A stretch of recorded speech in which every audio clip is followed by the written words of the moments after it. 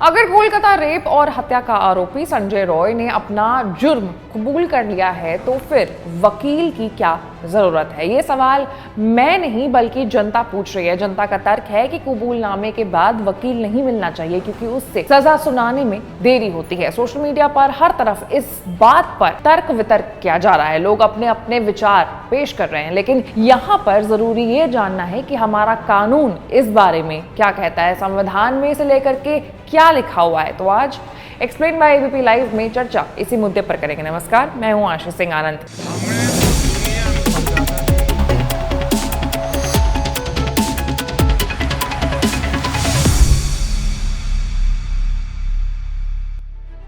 दरअसल भारत के संविधान में सभी नागरिकों को निष्पक्ष सुनवाई और न्याय का अधिकार दिया गया है। संविधान के अनुच्छेद 39A में इसका जिक्र है। अनुच्छेद 39A कहता है कि राज्य ऐसी व्यवस्था बनाए जिससे सभी को समान अवसर के आधार पर न्याय मिल सके। कोई भी नागरिक आर्थिक तंगी या किसी भी कारण से न्याय हासिल करने के अवसर से वंचित न रहे। इसके लिए सरकार मुफ्त में कानूनी सहायता की व्यवस्था करेगी। सभी नागरिकों को निष्पक्ष सुनवाई का अधिकार है। इसके लिए केंद्र सरकार राष्ट्रीय स्तर पर और राज्य सरकार राज्य स्तर पर लीगल सर्विस अथॉरिटी बनाती है। जब कोई आरोपी या कोई भी व्यक्ति कानूनी खर्च नहीं उठा पाता या वकील उसका केस लड़ने से मना कर देता है तो उसकी पैरवी करने के लिए अदालत लीगल सर्विस अथॉरिटी का वकील नियुक्त करती है। अब भले ही आरोपी संजय रॉय ने अपना जुर्म पुलिस के सामने कबूल कर लिया है, लेकिन ये कबूलनामा कोर्ट में पुलिस पेश करेगी तो उसे मान्य नहीं ठहराया जाएगा, क्योंकि किसी पुलिस अधिकारी के समक्ष ऐसे पुलिस अधिकारी की हिरासत में दिया गया स्वीकारोक्ति भारतीय साक्ष्य अधिनियम 1872 की धारा 25 और 26 के तहत कानून में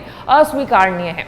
कोर्ट में जो भी बयान आरोपी देगा, कोर्ट उसी आधार पर अपना फैसला सुनाएगी। लेकिन हाँ, अगर ये कबूलनामा मजिस्ट्रेट के सामने दिया गया है तो ये कोर्ट में एडमिसिबल है। मसलन पुलिस या किसी अन्य जांच एजेंसी के सामने दिए गए बयान कोर्ट में तब तक मान्य नहीं होते जब तक मजिस्ट्रेट के सामने उसकी तस्दीक ना हो जाए, और यही पॉलीग्राफी टेस्ट के साथ भी है। और वैसे भी जब भी कोई व्यक्ति किसी तरह का शपथ पत्र या कोई भी बयान आदि देता है तो उसको ये घोषणा करनी होती है कि वो पूरे होशो आवाज में सोच समझकर सब कुछ कह रहा है। ऐसे में एजेंसी के सामने किसी भी स्थिति में कुछ कहने या न कहने से कानूनी तौर पर कोई असर नहीं पड़ता। इसलिए पॉलीग्राफी टेस्ट के दौरान दिए गए बयान मान्य नहीं होते हैं। अपने मुद्दे पर वापस लौटते हुए आपको बता दें कि संजय का केस कोई भी वकील लड़ने को तैयार नहीं था। फिर सियालदा कोर्ट ने कविता सरकार को उनका वकील नियुक्त किया। कविता सरकार सियालदा कोर्ट में स्टेट लीगल सर्विस अथॉरिटी की इकलौती वकील है, इसलिए केस उन्हें मिला।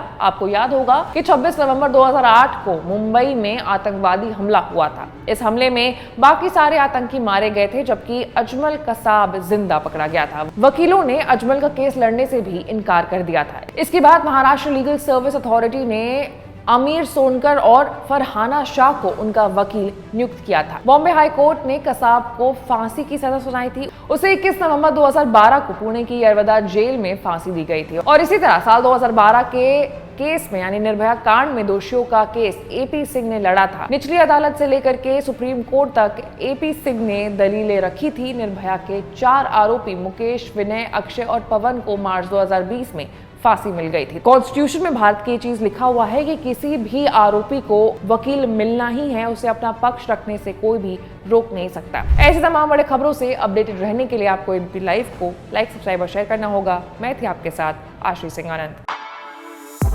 For exclusive and insightful videos, subscribe to our new channel ABP Live Premium.